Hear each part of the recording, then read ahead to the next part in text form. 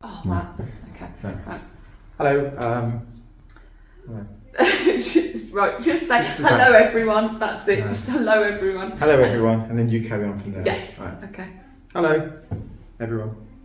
God swear to God, stop with the smoke. Right, try it. Okay. Hello, everybody. Thank you for. Oh, Doing the puzzles. try not to come at me. Right. Okay. Go.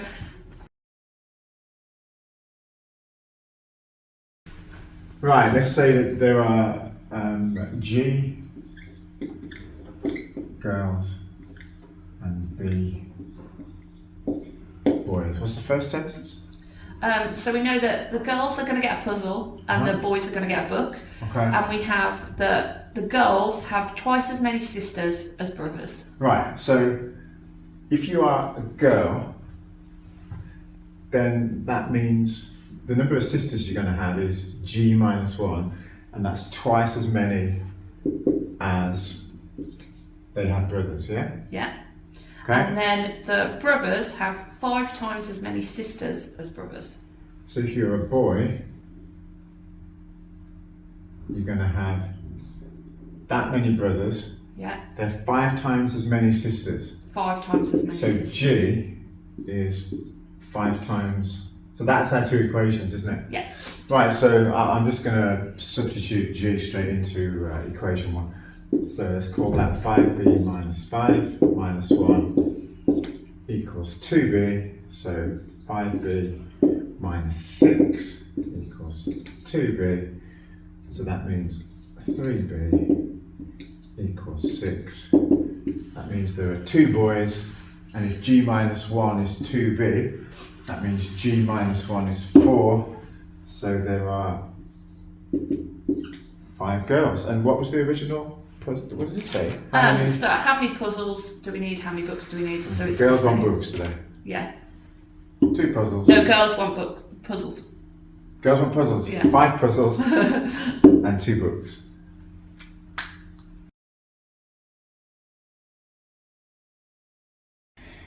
Right, Christmas lights. Right, we're going to try and avoid this being a 10-minute video. Christmas lights. 2 sets of lights. One of them has a 2-second cycle, on for a second and off for 1 second. The other set has a 3-second cycle, on for 1 second, off for 2 seconds. The question was, if both sets of lights are switched on at random places in their cycles and both left on for 1 minute, for how many seconds of that minute will both sets of lights be on? Right. Well, if you think about the lights that that are on the 3-second cycle, if you think about a 6-second piece of time. What do you call a piece of time? I don't know. I don't know. 6 seconds.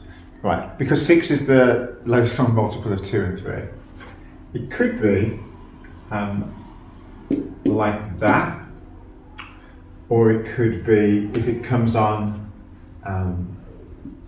just before, if we enter the cycle at that stage, or we could enter the cycle at that stage. We've got a different colour pen. It's just worth saying as well that 1 represents the lights being on and 0 represents the lights being Yeah, off. 1 is the lights being on. 0 is the lights being on. Right, thanks. 0 is the light being on. So, if they were kind of synchronised with each other in the sense that when you switch them on, they were at the start of a second in their cycle, it could be like this. The other one could be like that, or it could be like that. And the one with this one could be like this.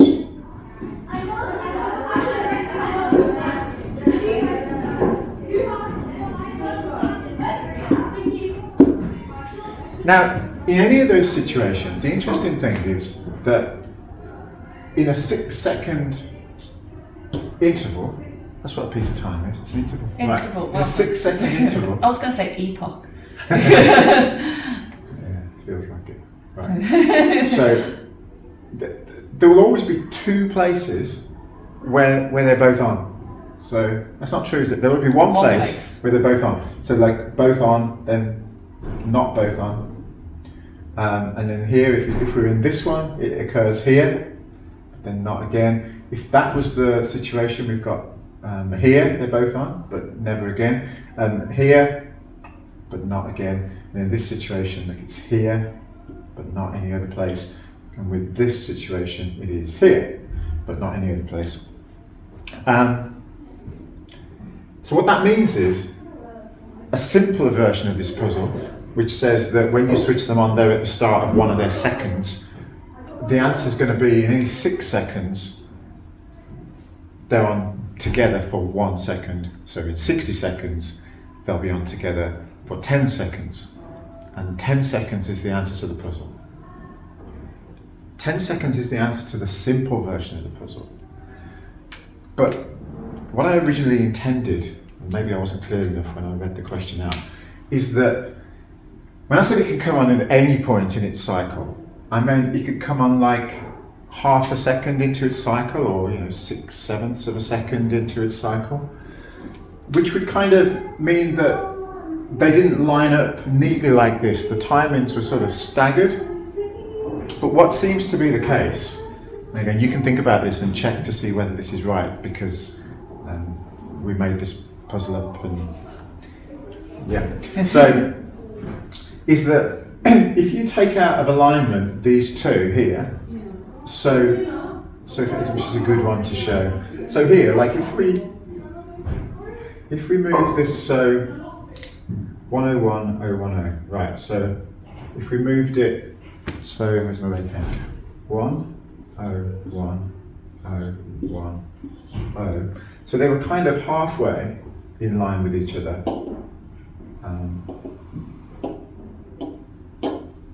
So the first second of the second, the first half of the second second here overlapped with the second half of the first second here. So you lost kind of a second where they were both on.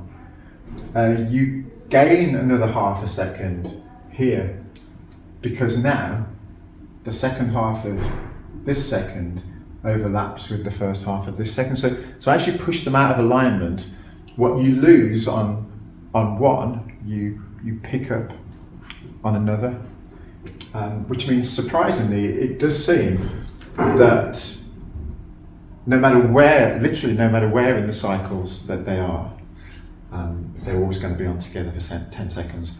Unless that is, you can see an example here that we've missed where you can align them so that it doesn't work. And if you want another puzzle to work on, try and prove us wrong on that. Or come up with a better explanation of why it's right. Okay?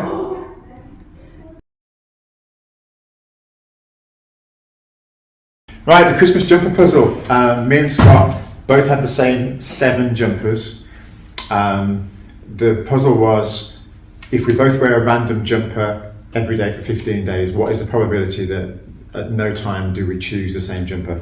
This turns out to be like quite a straightforward problem, because all you got to think about is Scott just chooses a jumper every day, right? So all that has to happen is that when I choose my jumper randomly, it just has to be not the one that he chose.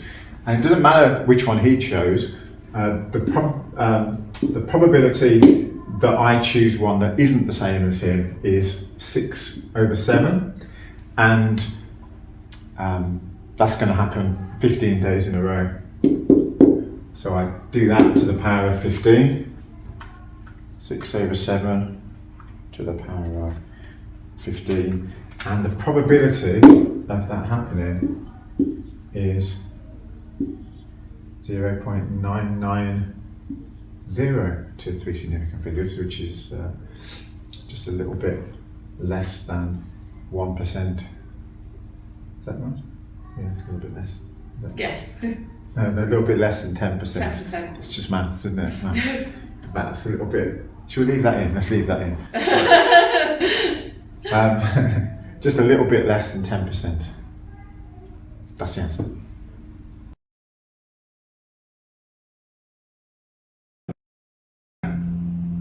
I'm wearing a Santa hat.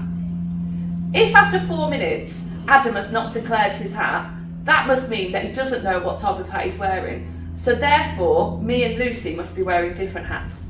If Lucy is wearing an animal hat, that must mean I'm wearing a Santa hat. Woohoo! Yes! Yeah. Oh, I get it now. Well done.